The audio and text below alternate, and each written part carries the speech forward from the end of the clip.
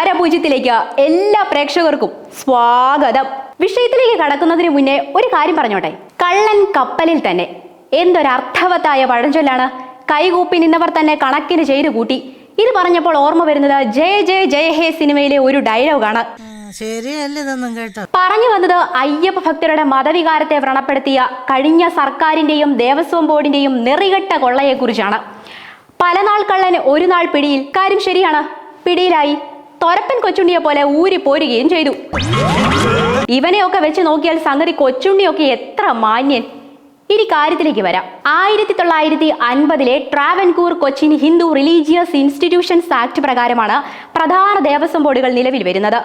ഹിന്ദു ക്ഷേത്രങ്ങളുടെയും അവയുടെ സ്വത്തുക്കളുടെയും ഭരണപരമായ മേൽനോട്ടം വഹിക്കുന്നതിനായി രൂപീകരിച്ച ഔദ്യോഗിക സാമൂഹിക മത ട്രസ്റ്റുകളാണിവ. പരമ്പരാഗത ആചാരങ്ങൾക്കും അനുഷ്ഠാനങ്ങൾക്കും അനുസൃതമായി ക്ഷേത്രങ്ങളുടെ സുഗമമായ പ്രവർത്തനം ഉറപ്പാക്കുകയാണ് ഈ ബോർഡുകളുടെ പ്രധാന ചുമതല. ഈ പറഞ്ഞ കാര്യം പ്രത്യേകം ഒന്ന് ശ്രദ്ധിച്ചേക്കണേ. ശബരിമലയിൽ എന്താണ് സംഭവിച്ചത്? കള്ളൻ കപ്പൽ തന്നെയല്ലായിരുന്നോ?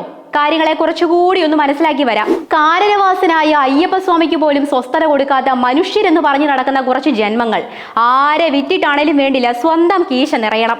അങ്ങനെ നോക്കുമ്പോൾ ഈശ്വരനെന്നോ ഈശ്വരന്റെ മുതലെന്നോ ആര് നോക്കാനാണ്?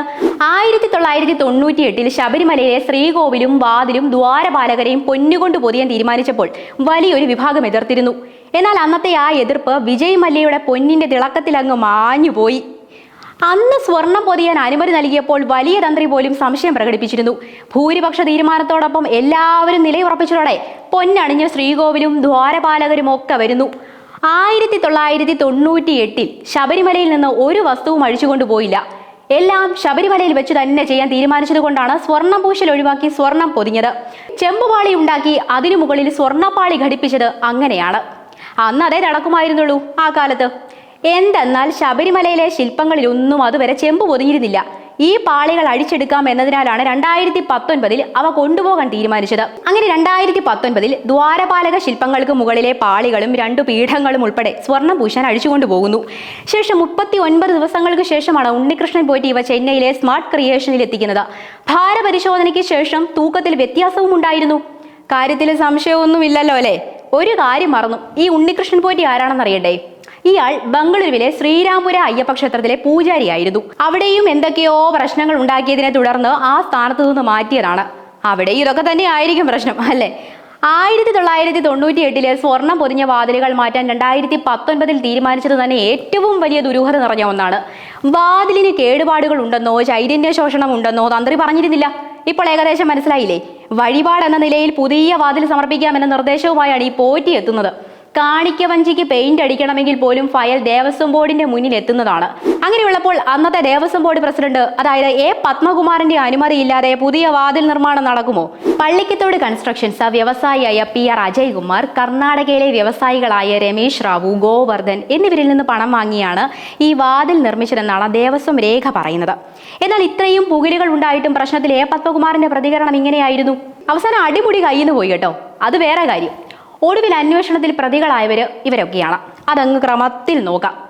ഒക്ടോബർ 17 ഉണ്ണികൃഷ്ണൻ പോറ്റി, ഒക്ടോബർ 27 മുൻ administrative officer B Murari Babu, പിന്നീട് അങ്ങോട്ട് മുൻ executive officer D Sudheesh Kumar, മുൻ തിരുവാഭരണ commissioner KS Baiju, N Vasu, 2018 മുതൽ 2020 വരെ ദേവസ്വം ബോർഡ് പ്രസിഡന്റായിരുന്ന A പത്മകുമാർ, മുൻ administrative officer S Sreekumar, smart creation CEO Pankaj Bhandari, jewellery ഉടമ ഗോവർദ്ധൻ, തന്ത്രി കണ്ഠര രാജീവര് തുടങ്ങി ലിസ്റ്റ് അങ്ങ് നീണ്ടുപോകുന്നു. ലക്ഷക്കണക്കിന് അയ്യപ്പ ഭക്തരെത്തുന്ന ശബരിമല പോലുള്ളൊരു ക്ഷേത്രത്തിൽ ഇതുപോലൊരു കൊള്ള നടത്തിയെങ്കിൽ സാധാരണ ക്ഷേത്രങ്ങളിലെ അവസ്ഥ എന്താകുമെന്ന് പറയേണ്ടതില്ലല്ലോ, നമുക്ക് ഊഹിക്കാലോ. അങ്ങനെ വരുമ്പോഴാണ് നമ്മൾ ഈ വൈക്കം മഹാദേവ ക്ഷേത്രത്തിലേക്കും ഏറ്റുമാനൂർ മഹാദേവ ക്ഷേത്രത്തിലേക്കും ഒക്കെ എത്തുന്നത്. അതും പോരാഞ്ഞിട്ട് അയോധ്യ രാമക്ഷേത്രത്തിലെ സംഭാവന കൊള്ള അവിടെ നിൽക്കുന്നില്ല. ബദ്രിനാഥ് ക്ഷേത്രത്തിലും ഇത് തന്നെ അവസ്ഥ. വൈക്കം മഹാദേവ ക്ഷേത്രത്തിൽ ഭക്തർ സമർപ്പിച്ച 255.83 ഗ്രാം സ്വർണം കാണാനില്ല. ഞെട്ടാനൊന്നുമില്ല, നിത്യേന ലഭിക്കുന്ന വഴിപാട് സ്വർണ്ണമായിരുന്നു ഇത്. കഴിഞ്ഞ വർഷം നവംബറിൽ ഹൈക്കോടതിയിൽ ഓഡിറ്റ് റിപ്പോർട്ടിലാണ് ഈ കണ്ടെത്തൽ. സ്ട്രോങ് റൂമിൽ സൂക്ഷിച്ച സ്വർണ്ണമാണ് കാണാതായത്. രജിസ്റ്ററിലെയും മുദ്രപ്പൊതിയിലെയും കണക്കുകളിലും പൊരുത്തക്കേടുകൾ കണ്ടെത്തിയിട്ടുണ്ട്. ഇതുകൂടാതെ ഏറ്റുമാനൂർ മഹാദേവ ക്ഷേത്രത്തിലെ കൊള്ള വേറെയും. ഏറ്റുമാനൂർ മഹാദേവ ക്ഷേത്രത്തിലെ ഏഴര പൊന്നാനയ്ക്ക് കേടുപാടുകൾ സംഭവിച്ചിട്ടുണ്ടെന്ന് 8 വർഷം മുൻപ് നടത്തിയ പരിശോധനയിൽ കണ്ടെത്തിയതാണ്.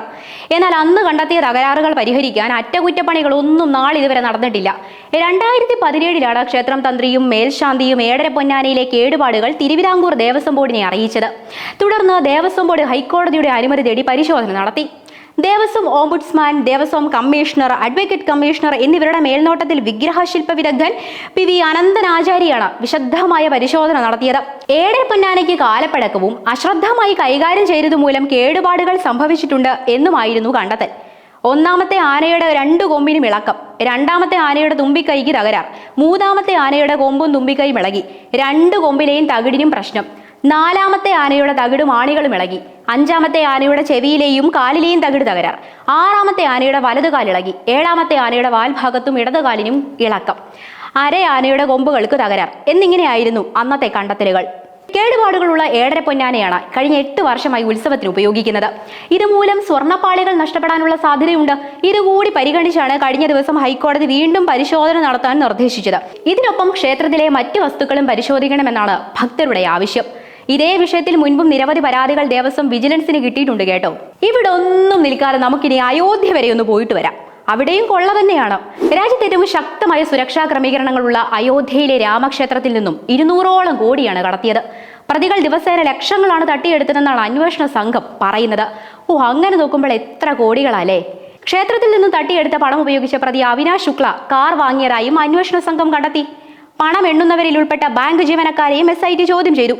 കേസിൽ ട്രസ്റ്റ് ജനറൽ സെക്രട്ടറി ചമ്പത് റായിയെ വീണ്ടും ചോദ്യം ചെയ്തേക്കും.